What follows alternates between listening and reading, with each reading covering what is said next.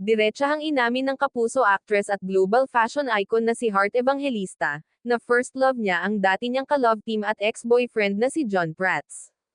Sa panayam sa Fast Talk with Boy Abunda, binalikan ni Heart ang kanilang relasyon noong kabataan pa sila at kung paano ito nakaapekto sa kanyang pagtingin sa pag-ibig.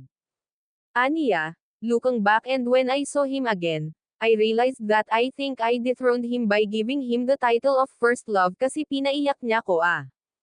Ayon sa aktres, medyo magulo at nakalilito ang relasyon nila ni John Prats noon, hindi raw niya maintindihan kung trabaho ba o pag-ibig na ang namamagitan sa kanila.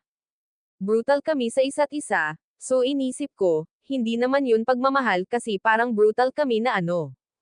Dagdag pa niya, kasi we grew up together, 6 years of my life.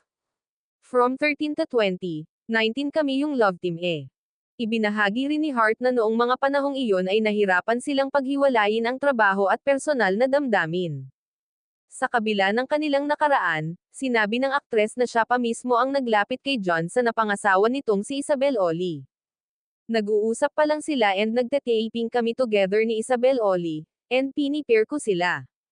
Samantala, bukas din si Heart sa posibilidad ng muling pagsasama-sama ng kanilang batch mula sa youth-oriented show na Gimmick, bagamat hindi pa ito napag-uusapan ng seryoso.